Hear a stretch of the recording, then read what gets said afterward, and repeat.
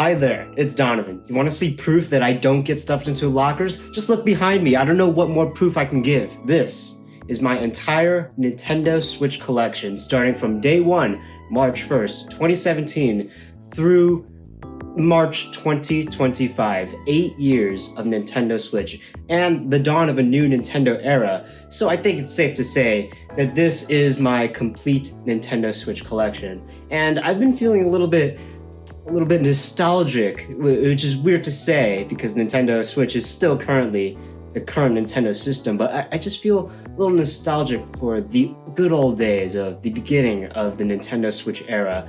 And I just want to go over my entire Nintendo Switch collection because I have a lot of goodies. The amount of money I've spent on Nintendo these past 8 years, you might label me as mentally insane. So we'll go through all of my accessories, my games, and my systems. Yes, systems plural. I need help.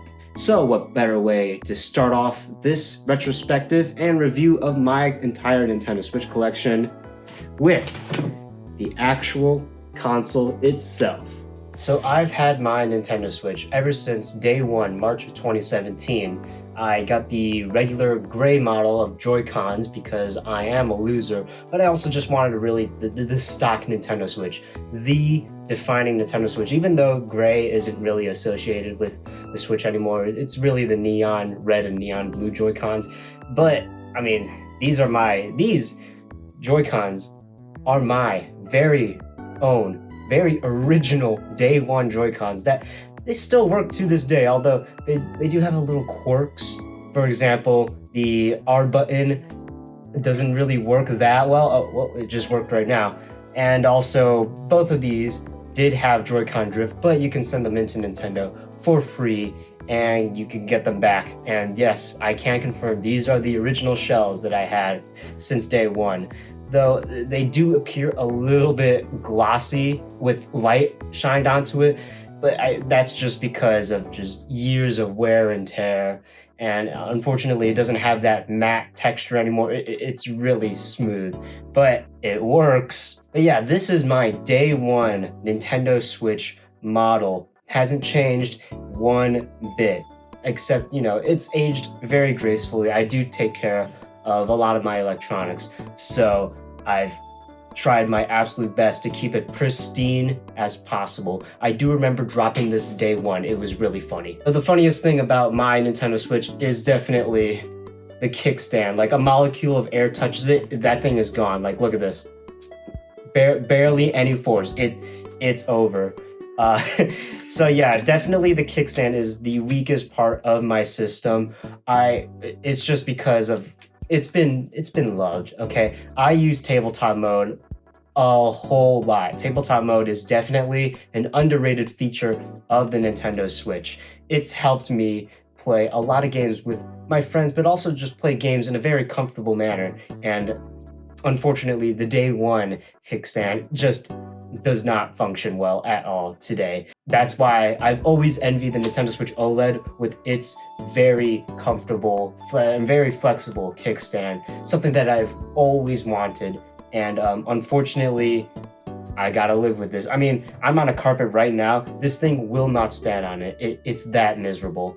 But other than that, my Nintendo Switch model from day one still functions perfectly. Software-wise, maybe some games crashed here and there. It crashed when I was playing Super Mario 3D World for some odd reason. I think it just had a stroke. But old people do that. That's why we love them. But we cannot forget the main reason why people get a Switch. Well, maybe second reason, to let it switch. Ain't that amazing? Something that I did have in conjunction with my day one Switch were the neon red and neon blue Joy-Cons. Now, these may not seem like anything special, but when you buy a Nintendo Switch with neon red and neon blue Joy-Cons, neon red is actually the right Joy-Con, while the blue one is the left one.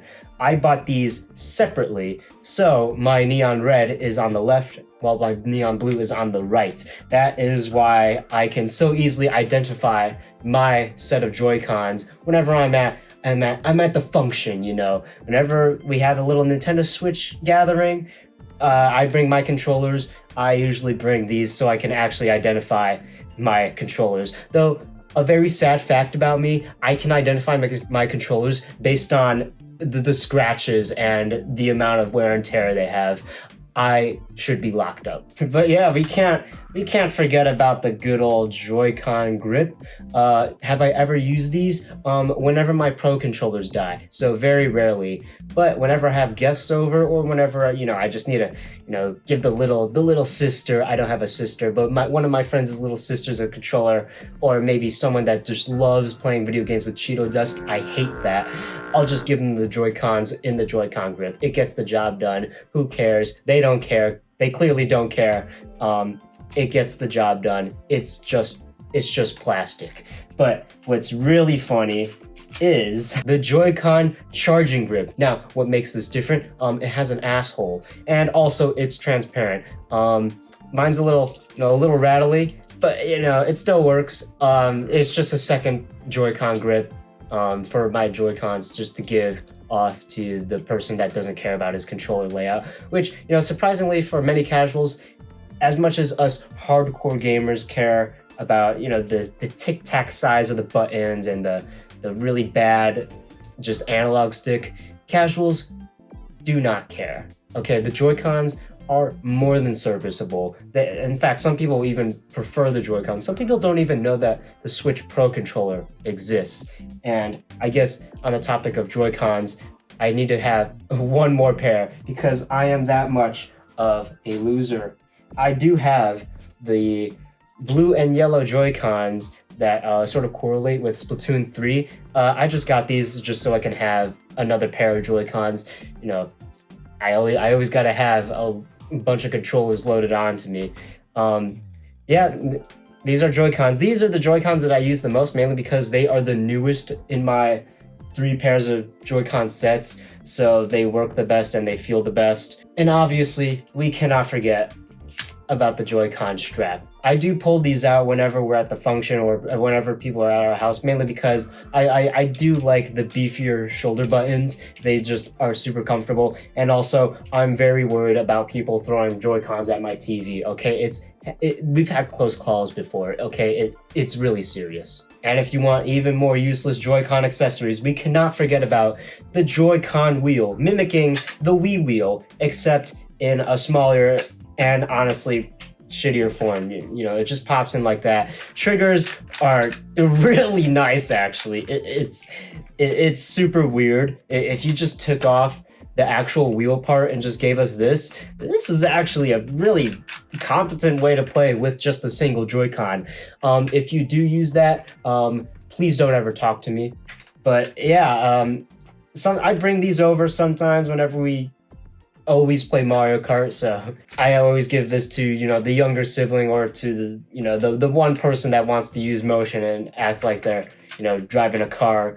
I give them this so they don't have to know what the right button does or what the actual S right button is. But yeah, I always forget Nintendo made these. It's just really funny to me.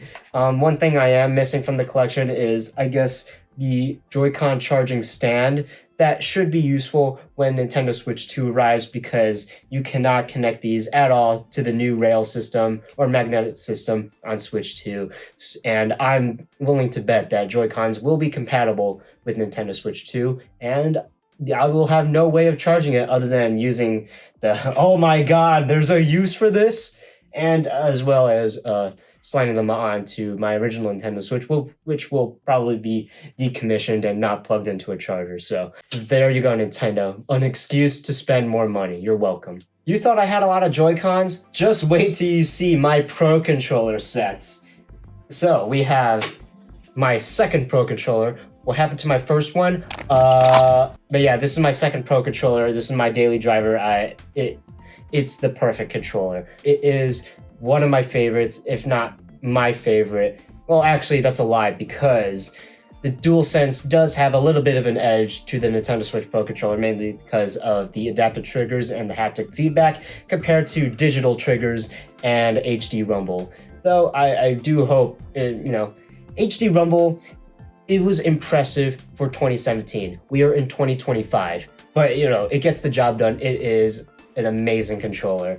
Now, this one sucks because I need to flex that I'm a virgin. The Super Smash Bros. Ultimate Pro Controller is one of my crowning jewels. This thing looks badass. I brought this to tournaments, and I always get the looks like, oh god, this guy has not showered, I'm staying away from him. But I play Smash Ultimate all the time with this controller. It just gives me that aura, that power. I don't know if that's a good thing though, but yeah, I love this controller. It's so amazing. I've tried getting this with Ultimate, the game. More on that later. But yeah, this has been my main controller for Smash Ultimate. Although more recently, the right or left analog stick, it's beginning to give out. It's starting to have slight drift, which makes me really sad because whenever I'm playing with my friends in Ultimate, I at least I have an excuse to say, oh guys, my analog stick, oh it has drift, oh my god, no cap.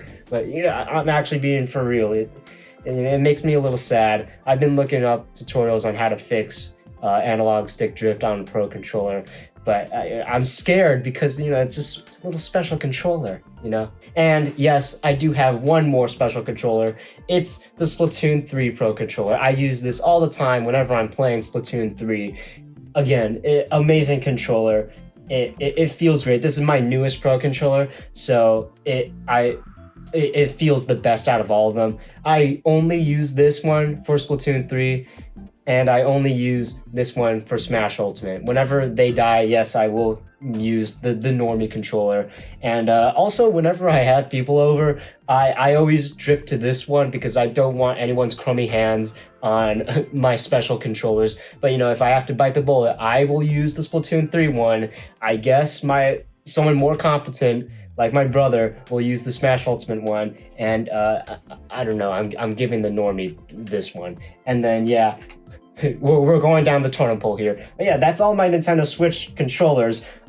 Yes, that is an embarrassing amount of money, but it's a comfortable way to play, and I have a lot of controllers for lots of people whenever people do come down into my little goon cave, or whenever I go to another function. Oh, I forgot. I don't know if this is considered a Switch accessory, but this did come out alongside Super Smash Bros. Ultimate. The GameCube Smash Ultimate controller. Yeah, it's a GameCube controller. These are my GameCube controllers that I use for my Wii. These are my only authentic GameCube controllers. I have two of these for some reason. I don't know, my parents were bored one Christmas. So yeah, it has the Smash logo. It's a little bit lamer than the Smash 4 logo, but it correlates with my Smash Ultimate Pro controller, so I do like it for that. My brother mainly plays with this. Oh, and you thought we were done with just the GameCube controller. These technically are Nintendo Switch accessories.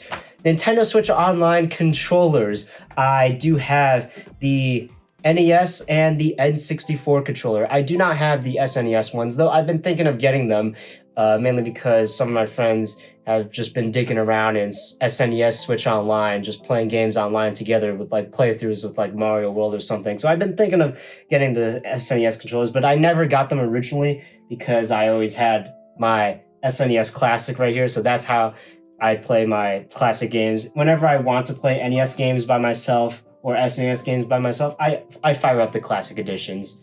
But at the time, I never had an SNES Classic Edition, so I had to settle with these. These were the first times I've ever held something similar or as authentic as an NES controller. So here we have it, an NES controller for the Nintendo Switch. Yep, it is an NES controller. It feels really good. It's very authentic. If you want to be a weirdo like me, just fire these up whenever you're playing NES Switch Online with your friends, and just play it old school. These do have rails though, so if you want to create a monstrosity, you can. These are the only way you can charge these controllers, just via the sides. That's going to be a problem on Switch 2. Even more reason to buy the charging stand, huh? Now, as for the N64 controller, thank God. There is no rail, instead it's just USB-C, so this should have no problem with Nintendo Switch 2. And instead of substituting the rail, they just substitute that with the ZR button at the top for some reason, and then the capture button and a home button, as well as a sync button. But other than that, this sure is a Nintendo 64 controller in all of its glory. But actually, this Analog Stick's not that bad. It's doable. It's weird, but when I first got this, I expected it to feel like absolute dog shit. But it doesn't feel like dog shit. It just feels like my shit. So a little bit polished. But yeah, this is a real beefy, authentic Nintendo 64 controller that you could play with your Nintendo Switch system. And I'm probably the only person in the world who owns this. And since there is no Nintendo 64 Classic Edition, which I've always wanted, unfortunately, it's probably never gonna happen for a long time. This is my only way of playing Nintendo 64 games authentically. So I do use this controller whenever I do want to fire up a Nintendo 64 game on my Switch. And if we're just getting all the hardware stuff out of the way, I might as well talk about the Nintendo Switch Lite. This is my brother's Nintendo Switch. It is a smaller form factor dedicated to handheld play. And, sometimes I'm a little bit envious of the Nintendo Switch Lite because it honestly just feels more sturdy and just more comfortable to play on than just, a regular Nintendo Switch, just like this, because, the Joy-Cons, it's a separate piece. It feels a little bit more flimsy compared to the solid Nintendo Switch Lite, and it's just a cleaner build. It just feels really nice, and you actually get an actual D-pad, which is really cool. My brother doesn't charge this. Yeah, and whenever he wants to play on tabletop mode, again, very underrated feature, he will whip out the Nintendo Switch charging stand. Thank God the Switch 2 is alleviating a design flaw with the Nintendo Switch, because whenever you play it in tabletop mode, the USB-C port is on the bottom. You cannot charge the system while playing in tabletop mode. So Nintendo made a fix to this by having a charging stand with a second USB port to the side. So whenever my brother's playing on Nintendo Switch, in tabletop mode with an actual Pro Controller, whenever we're playing Smash together online with some other friends, he will use this, and just you plug in the AC adapter to the side, and boom, you got tabletop mode on Nintendo Switch Lite. They said it couldn't be done, but he found a way. So that is all of my Nintendo Switch hardware.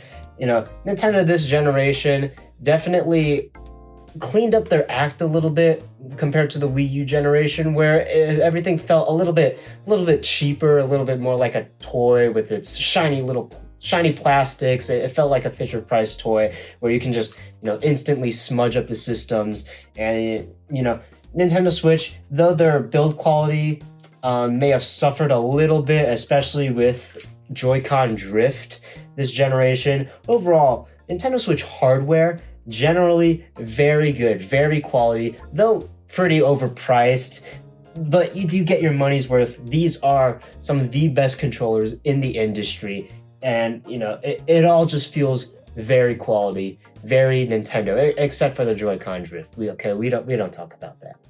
So now we can get to the fun part, the games, the main reason why you'd buy a Nintendo Switch. I have most of the first-party lineup of Nintendo Switch. There's just so many great games, but I also do have a couple third parties sprinkled in, and as we will get to, the really awesome stuff, the collector's editions. We'll save that for last, but for now, let's go through some of my Nintendo Switch game library, and we cannot talk about Nintendo Switch without talking about The Legend of Zelda, there it is, The Legend of Zelda Breath of the Wild, the first Switch game that a lot of people got, and the reason why a lot of people got Nintendo Switch. I mean, what more can be said about Breath of the Wild? It's one of the greatest games of all time. It's definitely my favorite, or maybe my second favorite game of all time. There's just so many great memories with this. It's a beloved classic now. It's 8 years old, I could say that, right? But this started off the Nintendo Switch, and it's a really important game, not just for the Switch, but for Nintendo as a whole, and even gaming as a whole. I mean, it brought... The main reason why this was so successful was that It showed that you could play quality AAA open world genre defining titles on a system that runs like a toaster anywhere you go in any way you want.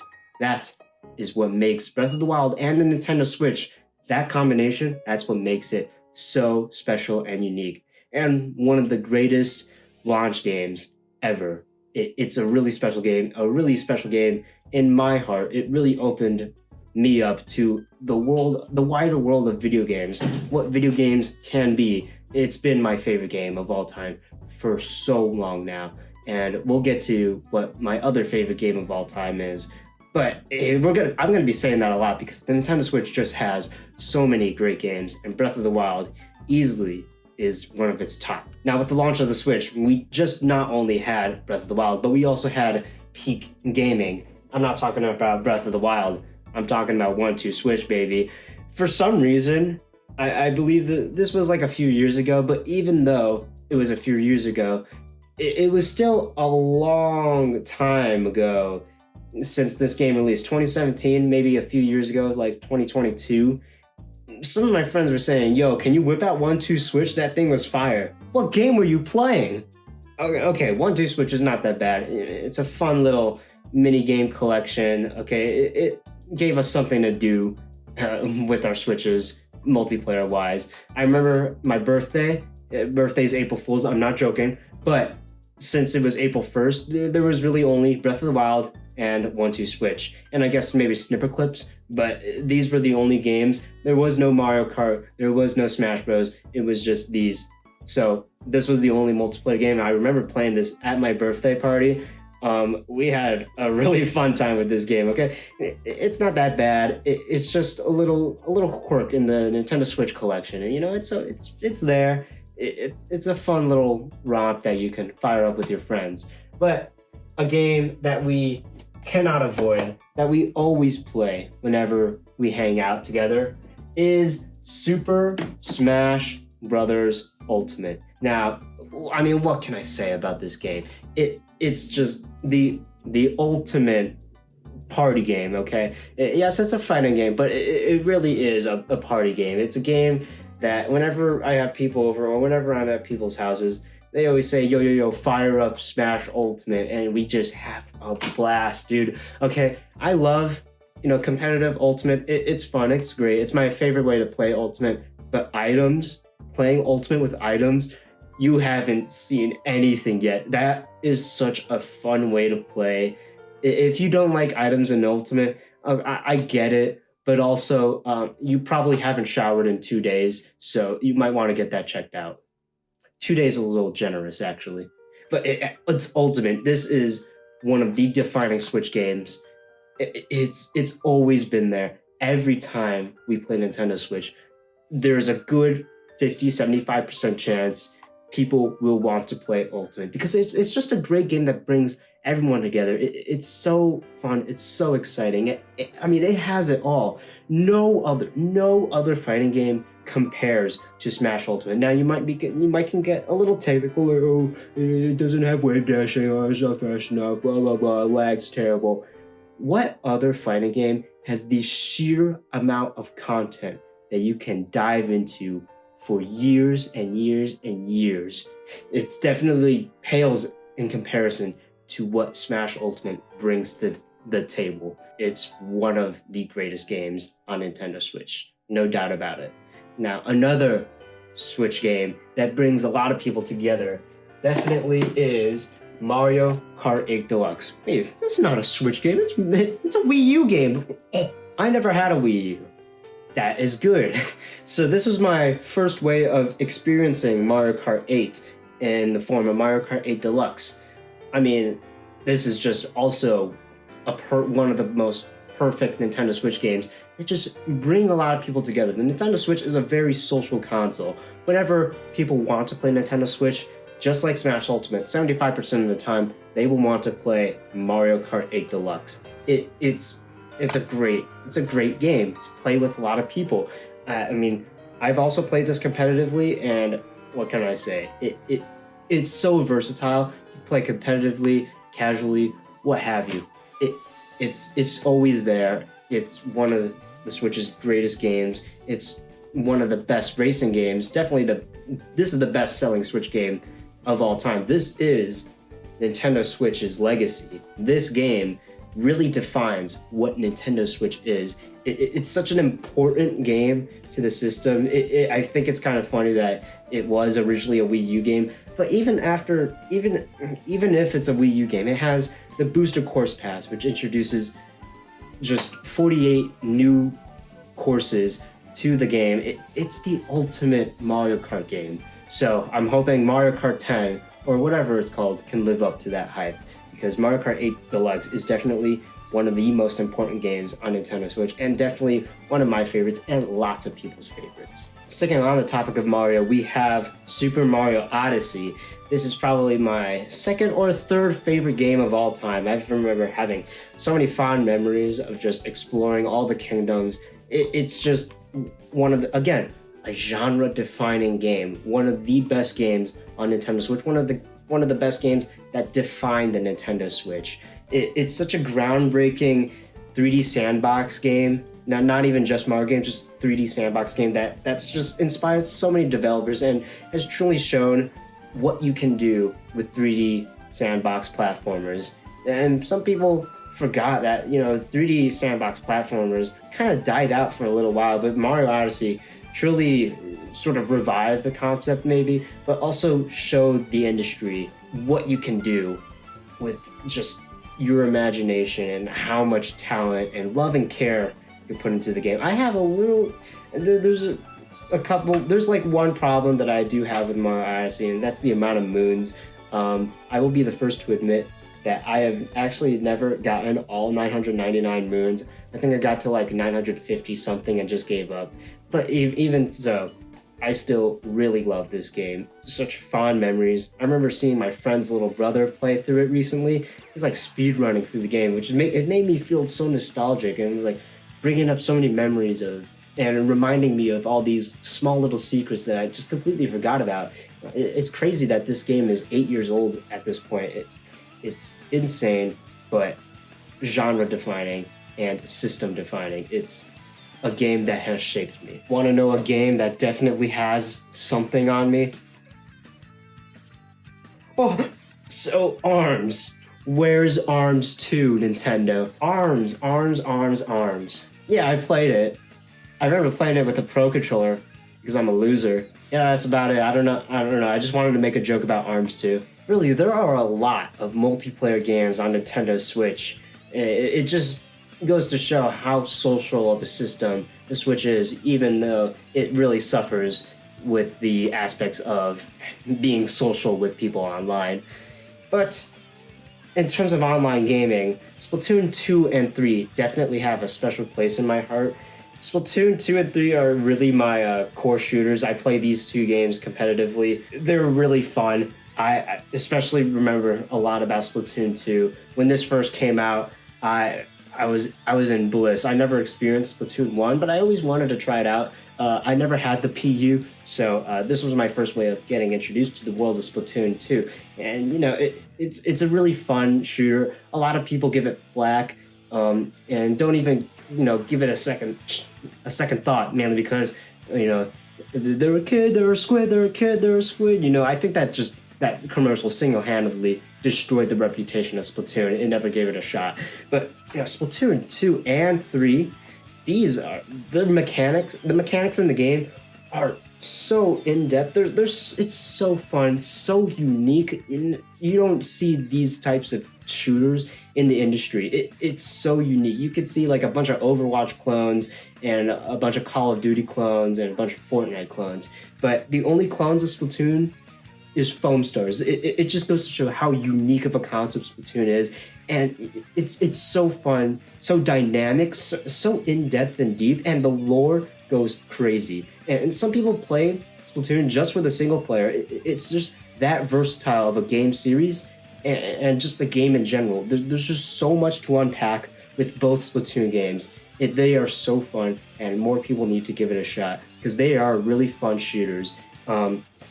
Some aspects kind of piss me off though, like the news or some of the menus kind of piss me off. And sometimes Switch Online just loves to have Switch Online moments, and you know what I mean when I say that. But really, Splatoon 2 and 3, they are so fun, so in-depth, so fresh. The style of these games are so unique and fun. I don't understand why it's not more popular in America. In Japan, these games are juggernauts. These games are everywhere in Splatoon. In Japan goes crazy for these. In America, it's definitely a little more tame, which is a little unfortunate.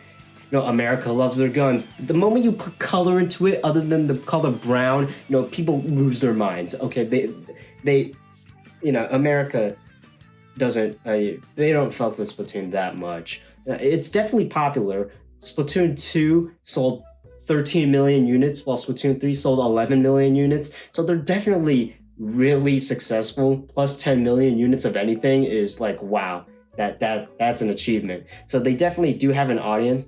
It's just not as big as Japan, which is really unfortunate because, you know, Splatoon 2 and 3, they're just awesome. A game that's super big, but not so big anymore, would be Animal Crossing New Horizons. I'm probably the only guy that plays this game regularly. I mean, I don't play it that regularly, maybe every 2 months. But Animal Crossing, it's Animal Crossing. It's really fun, cute little life sim. Oh, it's very popular with girls, trust me, I would know. But it's one of the system's best-selling games. It still continues to sell consistently well to this day. So this game clearly hasn't left the public's eye. It's just definitely a shadow of its former self. It definitely was huge during the pandemic, and that was when Nintendo Switch really like exploded in popularity. When we all had nothing to do, well, might as well get this kind of new system that you could play anytime, anywhere with anyone. And Animal Crossing truly defined, it's another system defining game that truly showed off what Nintendo Switch is capable of. And you know, this game, it's so sweet and cute. It's a thing to move your thumbs to. You know, it's nothing deep. It's just a fun game to do, just regular life stuff that, you know, distracts you from, you know, the harsh realities of your responsibilities. But the audience definitely has shrunk significantly ever since the pandemic has, you know, left us. So not many people play this as much as they used to, but the audience is still there. It's still very big. It still sells consistently well. It's one of Nintendo's biggest mascots. Animal Crossing, this sold more than Smash Bros, Zelda, Mario, Pokemon. This game is massive, but you know, some things just held New Horizons back. Like I finished everything that had to be finished in like maybe 6 months, and after that, it's like, you know, what else is there to do? I guess I have Happy Home Paradise from the expansion pack, but you know, it's like, you know, it's not everything that I ever wanted. There's definitely some content that I do wish was here, and also the load times. The load times are atrocious in this game. It pisses me off a little bit. But other than that, it's a really great game that connected a lot of people together, and really showed off how social of a system the Nintendo Switch is. You play this on the go on a plane, or on the beach with your friends, or if you're at home just from a day of work, hook it up to the dock, play in TV mode. You know, it's another one of those games that truly define a system. Now, speaking of Pokemon, we got to talk about a game series that I don't really give a shit about. So I'm not the biggest Pokemon fan. I mean, I've played a couple games. I have Sun and Moon in my 3DS collection. Those were my first Pokemon games. And then I had Sword, Arceus, and Scarlet. I will say Arceus is my favorite of these three. The open world concept, there's just so much there, so much potential in that. Pokemon Legends ZA, at the time of recording this, has not released, but it's definitely taken a lot of lessons learned from both Arceus and Scarlet. So yeah, this is just my favorite Pokemon game right here. I never finished Sword because I just got bored and didn't really care at all. Scarlet, I finished. That is one of the buggiest games I've ever played. I played this one time online with a friend, it was so hilarious because it was so bad. And Arceus, man, it puts Roblox creators on like a higher pedestal than Pokemon developers because both of these games look atrocious. But I don't know. I don't really know what to say about these games. They are Pokemon games on the Nintendo Switch, but they didn't really do anything too outlandish and crazy. Pokemon Sword definitely is more conservative in that aspect, while Scarlet and Arceus push the series forward like a little bit, especially Arceus, and forward in a good way, not in a bad way. People have their problems with these Pokemon games. Me personally, they're like, I'll play a Pokemon game. Yeah, sure. And then after I play it, I'm like, oh yeah, that sure was a Pokemon game. If there's one game that raises a lot of eyebrows from people whenever I say this is one of my favorite Switch games, it has to be this one. Fire Emblem Three Houses. I do like this game. It's really fun. I do like the story and all three stories. I did play the lamest story, and then I had to look up on YouTube what the other stories had. I was the Golden Deer. The characters just were the best in that one, so I picked that one. Turns out it was the lamest story ever. But on YouTube, the other stories, they're pretty good. I really love the combat in this, the overall vibe and aesthetic. I love the anime art style. I completely forgot that you could have tea time with your students. That's a little weird. But I haven't played this game in a really long time. But what I remember, it was just really fun. It was really fun and quality RPG. I wasn't really that big into RPGs at the time. This released in 2019, so this was like an introduction to that genre. Oh, I mean, I've played RPGs, but this was, I don't know, it's just a quality title. I'm not super big into the whole Fire Emblem fandom. This is my only, the other Fire Emblem game I've played was Fire Emblem Warriors at the time. That released in 2017. So this was my first, and Fire Emblem Heroes, does that count? So Fire Emblem Three Houses was my first real Fire Emblem game. I'm like, damn, that's a good game. I don't know what to say. Now, Fire Emblem Engage, I never got that because I thought the story was probably stupid, and turns out it was, and also the art style looked horrendous. Something that doesn't look horrendous is Luigi's Mansion 3. This game looks beautiful. One of the best, if not the best looking Switch game of all time. It's just a quality Nintendo Switch game. Surprisingly, Luigi's Mansion 3 sold extremely well, plus 10 million units, so this is definitely a Nintendo mainstay franchise, up with the likes of Animal Crossing, Splatoon, Pokemon, Mario, Zelda. Luigi's Mansion, he's a sleeper franchise, but he is there, and Luigi's Mansion 3 is so quality. Now, compared to Luigi's Mansion 2 and 1, I do have 1 on 3DS, and as well as 2. 2 is definitely the weakest. I do like 3 the best. I remember playing 1, 1 has its strengths, but I think the amount of quality content in here might be a little bit of a hot take, but I do prefer Luigi's Mansion 3 just a little bit more than 1. 1 is still really good, and I mean, it's a quality game. What can I say? Nintendo Switch has quality games, so many of them. One of my favorite games of all time has to be Kirby's Return to Dreamland on the Wii, mainly because it was not only that I beat it 3 times on all save files, but it was the first ever game that I have ever beaten. So I am a huge Kirby fan. The reason why I got a 3DS was for Kirby Triple Deluxe, and I got Planet Robobot. That was probably one of the first games I've ever been super hyped for. So when Kirby Star Allies was coming out for Switch, I had to be there. And unfortunately, Kirby Star Allies, it's all right. It's a fine game. You can use your thumbs on it. You can play it. It's a little brain dead. But who cares about this one? Because we have to talk about this one, Kirby and the Forgotten Land. Now this is a damn good Kirby game. It translates the Kirby formula very well from Return to Dreamland, Triple Deluxe, Planet Robobot, and Star Allies into a more 3D action-oriented game. It's a really great groundwork for the future of Kirby. And what we have here, it's so fun, unique, mouthful mode. My mouth is full of bullshit. Mouthful mode is really a fun, unique concept for the Kirby series. It's just a fun, cheerful little game.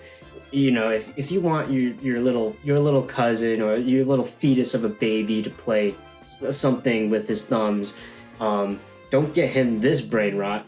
Get him this brain rot, because this is quality brain rot. That's something unfortunately I don't have, but I would like to highlight. I do have Pikmin 3 Deluxe. This game is really fun, but I really want to talk about Pikmin 4. I got this with the Nintendo Switch game voucher, so I have it digitally, but wow.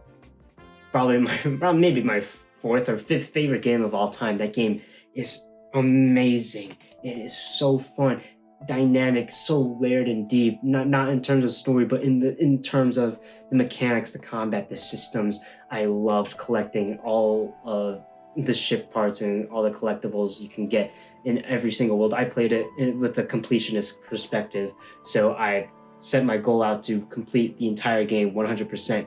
And when you have that mindset, boy, you have so much to dig into, because this could be like a 10-hour game experience turned into a 31, and it is so fun. Every single hour of that is so amazing. It is one of the best Switch games, one of the best games I've ever played, man. It is so quality. It's just crazy that Pikmin 4 is no longer a joke. It's a real thing, and it's peak gaming. It is so amazing.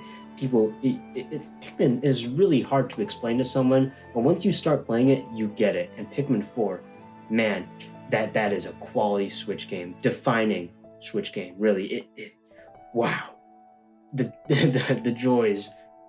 I don't know what to say. It's a really great game. You need to play it. And Pikmin 3 Deluxe, also good. Yeah, I like it. And if we want to get a little weird here, Clubhouse games, man. This game. My friends and I played blackjack on this for an embarrassing amount of time. It's concerning. We would just gamble the highest amount possible every single time for like 2 hours. I've done that 3 times. It is concerning. It is so fun. What can I say about this game? It's 51 classic games. Like, oh, it sounds boring. Like Connect 4, darts, chess, blackjack. But like, come on, man. We don't always carry a Connect 4 set or a blackjack set with gambling coins. Okay, if we want to do that, we'll firing it up on Nintendo Switch, baby. This is so fun. I played blackjack in the car one time, and it was really funny. And also, I played Smash Bros. In the car with 2 other people, so I can say that I have smashed in my car. Lego GTA, baby. This released during the first year of the Nintendo Switch, so there's not really much to play multiplayer-wise, but like this game, this is my GTA. Screw GTA 6 and 5. We have Lego GTA. Where's the GTA? Lego GTA. Where's Lego City Undercover 2, man? Where is it? This is probably one of the best Lego games. This is so fun. My brother and I would like role play cops and robbers in that for a long time. I have like 40, 50 hours in this game. It says it on my Switch. That is a long damn time for a Lego game. That just shows you how much time I poured into Lego GTA.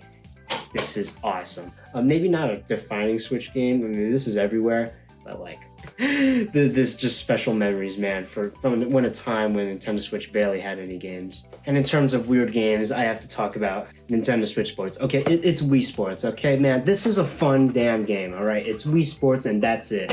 All right, I know these things look disgusting, but if you look past that, I played this so many times with my friends. My friends who aren't really big into gaming, they don't care, okay? It's just such a fun time. Volleyball, man. Volleyball gets heated on Nintendo Switch Sports. The amount of times we've broken the sound barrier by just playing volleyball, it's crazy. I don't know what to say, guys. I know a lot of people like to hate on this game, and I like to hate on this game too, but at the end of the day, motion controls still can be super fun, especially in a more social setting. Again, it just goes to show how social of a system the Switch is. Maybe not this game. This game has its quality issues, but like, it's so fun. It's volleyball. Badminton is super heated for some reason. Shambara, wow, it's so fun. Soccer is a little bit of a iffy one, but volleyball and Shambara and badminton, those get crazy. I remember one time in bowling, 3 of my friends, we tried just getting, a perfect strike, all 3 of us in a row at the same time. That never happened, but it's so fun. It's just core memories, man. It's a fun game.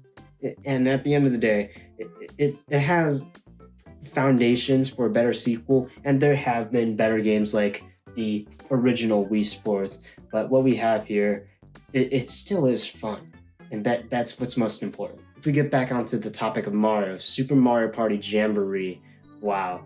Compared to Super Mario Party and Super Mario or Mario Party Superstars, this is the defining Switch title for Mario Party. Superstars does not really count. It's cheating a little bit, and I have my problems with Super, but Jamboree, this is a perfect Mario Party experience, and just goes to show again how social of a system the Nintendo Switch is. This is a defining party game. One of my friends, they don't care.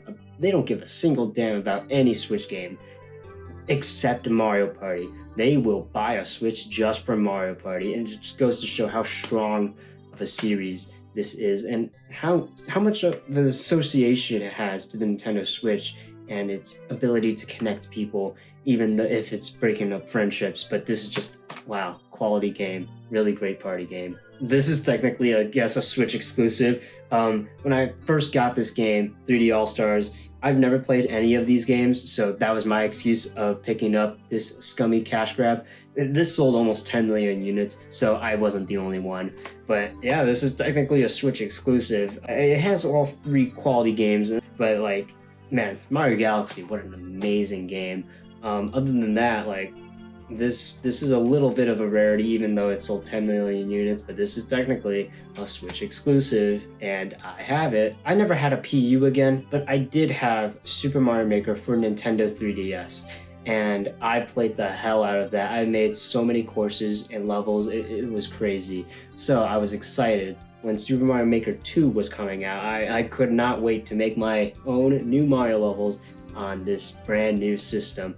Unfortunately, I had a thing called responsibilities to take care of. So Super Mario Maker 2, I definitely did not make as many levels as I did on the 3DS version. So there's a little bit of a disconnect there. But what I do have a fond memory of is the course world, because this is one of my friends' favorite pastimes, where we just play through course world, play on like the most shitty levels imaginable. Little Timmy, I salute you, man.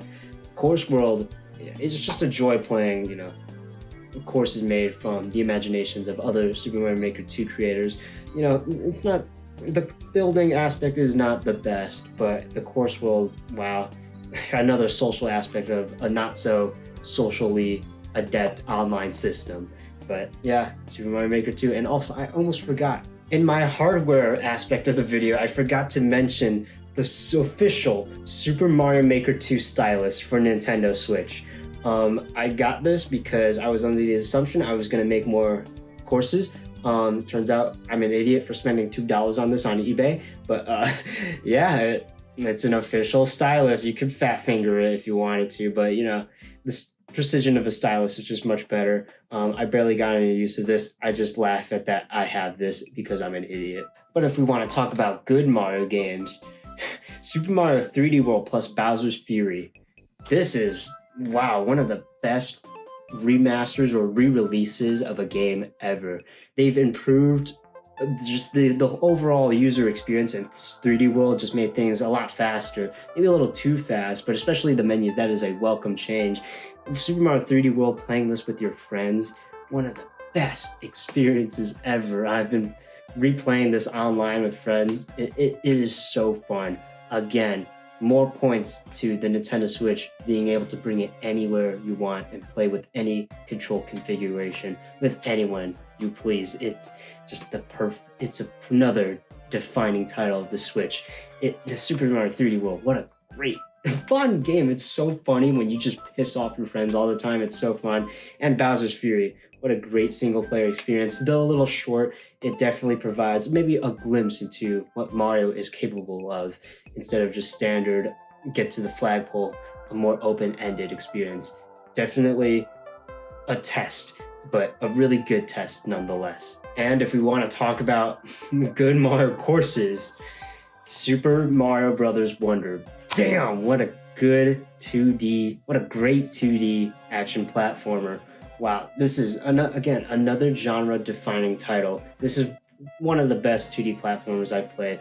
Maybe it's a smidge under like Super Mario Bros. 3 or Super Mario World, maybe because of difficulty. This is not a very hard game, but it makes up in that with the amount of sheer love, passion, and creativity displayed in this game. At every single course, you have no idea what's going on, what's going to happen, and it never fails to surprise. It is such a fun experience, and definitely a step up from what we have the new Super Mario Brothers series. I do have that. I'm not going to show you that because I don't want you to bleach your eyes in the future. So yeah, this is an amazing game.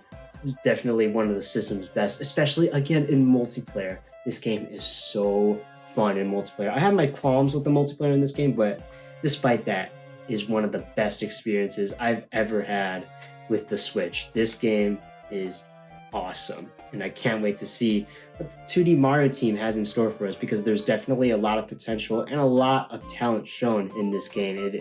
It's just another defining Switch title. So that was most of the regular physical games, but now we can get to the fun part with the special edition games. Right here I have Bayonetta 3.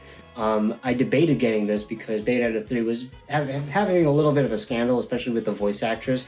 Turned out that was all a fucking lie. So I bit the bullet and bought the special Trinity Masquerade Edition. This Bayonetta 3, another really great game for the Nintendo Switch. I've never played Bayonetta 1 and 2, so I heard it's not as good as Bayonetta 2, but Bayonetta 3, it is so fun. The amount of combos you can get, it all just feels so good. Maybe it suffers visually, but it makes up for that in the amount of fun set pieces and combat scenarios that you can get yourself into. It's like a really high quality action game, the likes of Devil May Cry, especially Spider Bayonetta. Oh my god. It just feels so good. It is such a fun game to rack up combos and get the highest score. It's really fun, especially the ending kind of surprised me. I won't spoil it, but like, wow, interesting. But yeah, I do have the special edition. Maybe my least favorite special edition because, you know, I don't have that much of an attachment to this game. I like it. It's really fun. Definitely one of the top Switch games for me. But, you know, it's not my favorite, but I like this game. I like having this. But something that I do have a huge attachment to is this behemoth, Metroid Dread. One of the best games on the Nintendo Switch, no doubt about that. This is an amazing genre-defining Metroidvania. Maybe more of a return to form for Metroid. It's so good. The controls, the combat, the bosses, the level design. The level design really made me go, wow. That sure is level design. It's such a great game and a continuation of the Metroid story. Like last Metroid 4 was 19 years ago when this game released. So to continue that story, it's just a joy. Like this game, man, it is so good. I played this freshman year, high school, which wow, that was a long time ago. But this game still holds up. Definitely, maybe in my opinion, I think it's better than Super Metroid. Maybe a smidge under Metroid Prime, but just goes to show how amazing this game is and lives up to the other standards of the series, the very high standards of this genre, and this does not disappoint. Definitely one of the best Switch games. This was my first special edition game that I've ever gotten, and I'm proud that it is this one because this game is amazing. It's so good. Now, in terms of good video games, they just keep on coming. This is probably my third favorite game of all time, Xenoblade Chronicles 3. This right here, what a game. One of the best stories I've ever played. Some of my favorite characters in a game. The best music I've ever heard in a video game. This game has it all. The combat is so fun and dynamic. It's such a huge open world with some of the best art styles I've ever seen on Nintendo Switch. It's another defining title of this system. It is so good. And like look at this. Amazing. And it has expandable DLC with Future Redeemed, with just even more story. It's heart-wrenching, tear-jerking, beautiful storytelling. I love this game to death. It is definitely a top Switch game for me. Third favorite game of all time. You need to play this game. If you're into like JRPGs or like story games, this game will not disappoint. It is a masterpiece. Wow. one of the best systems. I can't even speak. It's that good. Now we have to talk about this guy. Probably my favorite game of all time. This is The Legend of Zelda: Tears of the Kingdom Collector's Edition. I went through hell getting this. The moment that Amazon add to cart button came out, I was fingering that button. The Amazon servers probably had an orgasm. Like, this is my favorite. This is probably my favorite game of all time. I am one of those people that prefer Tears of the Kingdom over Breath of the Wild, probably because of circumstance. See, I'm the type to finish a game and never really pick it up again until like 10 years later. So I've played Breath of the Wild since 2017 and finished it in like 2019. So I haven't picked it up in like 4 years when this game came out.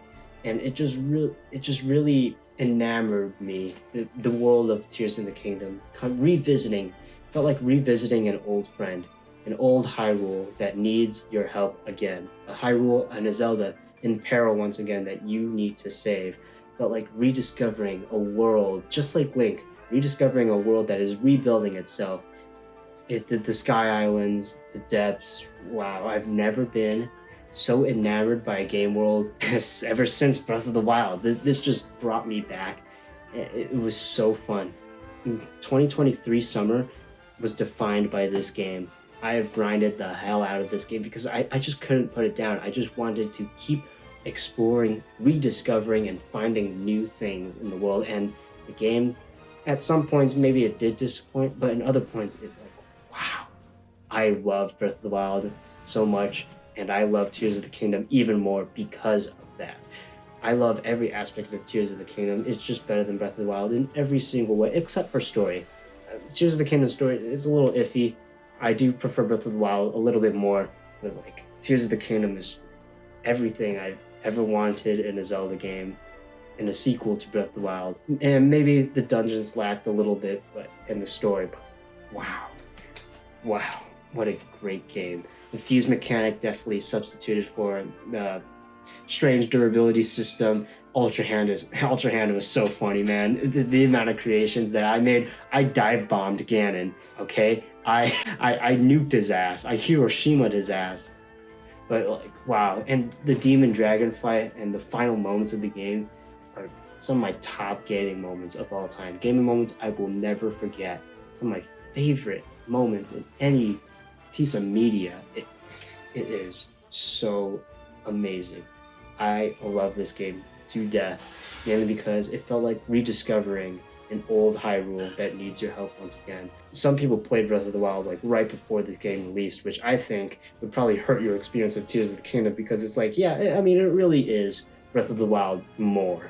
But when you haven't picked up Breath of the Wild in such a long time and kind of forgot about where all these things are, coming back to Tears of the Kingdom, rediscovering Hyrule, it felt magical, man. Magical. This is my favorite game of all time.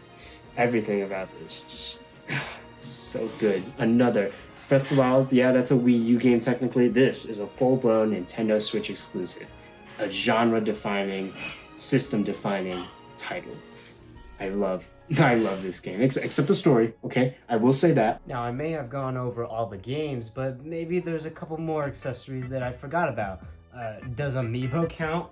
I mean, well, Nintendo still supports Amiibo, but very, very lightly compared to the Wii U. Amiibo has certainly died down, but they still release some Amiibos from time to time, especially the Zelda Amiibos. I really like these, like the Breath of the Wild one, or the Skyloft Zelda, and you know, I got a couple others from the Metroid line, Metroid Dread, or some even more Smash Brothers line like Dark Samus, Young Link, and Piranha Plant for some fucking reason. And also the Steve and Alex Amiibos. I really wanted to get them because it's just unbelievable that they are Amiibos. It's just mind-blowing to me. I have never used them, ever, in Smash Ultimate. I just think it's really funny. They were my most wanted characters in Smash Bros, so it's only fitting that I get their Amiibos. But yeah, Amiibo quality certainly has gone up over the years. It's just that their integration has been a little spotty, and has been outright missing in most of Nintendo Switch games, but I guess you could still consider them Nintendo Switch accessories, right? Like the Splatoon amiibos, the Noah and Mio amiibos from Xenoblade 3. Ooh, these are so good. And especially, I really like the Link from Tears of the Kingdom amiibo. It's just super detailed. It just looks so nice, man. What else? My Nintendo Switch case. This is a day one Switch case. I don't know, it's nothing special. I use it as a kickstand, and yes, that is officially how you use this case. So yeah, Nintendo made a better kickstand via a case. Isn't that sad? But really, how I want to conclude this video is by discussing Nintendo Labo. Now, Nintendo Labo, unfortunately, has been collecting dust over the years inside of this box down here, and it certainly is a really fun experiment from Nintendo in the Switch era back in 2018. I remember eating a peanut butter and jelly sandwich when the trailer dropped for Nintendo Labo. I'm like, I was just blown away. I was still a kid back in 2018, so you know, all this fun, stupid cardboard stuff was really fun to me. It was really fun to build. I love Legos. You do not want to see my obsession. I will not turn the camera around. But yeah, I have every single Labo kit. They're just really fun accessories for little kids to just build and, you know, play around. Unfortunately, the fun only lasted for like 5 minutes, and then it got pretty boring. But Nintendo Labo really has a special place in my heart, and not just because it still represents the fun, wacky, experimental side of Nintendo, even during a more I'd say more corporate, more sterile version of Nintendo, you could say, during this era. But not only does it represent the old wacky experimental Nintendo that we all love, but Nintendo Labo was my first video. I mean, my first video was dedicated to the entirety of all of Nintendo Labo. So right there, it automatically has a special place in my heart, and just goes to show how versatile the Nintendo Switch system really is. Over 8 years, we've been getting so many amazing gaming experiences over time with this system, either by playing on TV mode, or in handheld mode, on the go, or in tabletop mode with your friends, wherever, and playing in any controller configuration.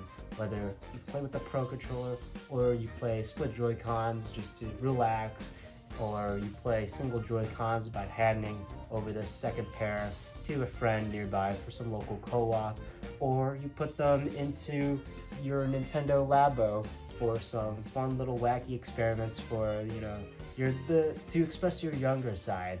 And maybe once you hook it back up to the TV, you can play some Smash Bros. Or Super Mario Party or Mario Kart, which are amazing multiplayer experiences that you can't get anywhere else, and multiplayer experiences that are just of the utmost quality and some of the best genre-defining games of this generation, and as well as the first-party single-player games such as Mario Odyssey, Pikmin 4, Breath of the Wild, Tears of the Kingdom, Super Mario Wonder, Xenoblade 3, Metroid Dread, Metroid Prime Remastered. There's just so much with Nintendo Switch. It's the most versatile game system out there.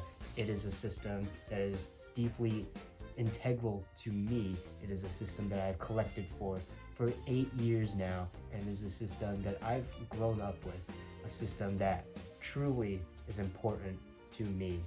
Now, after all this being said, I do think that I belong in a mental institute. Please help me. Believe me, the day Metroid Prime 4 Beyond releases, this basement truly is gonna be a goon cave.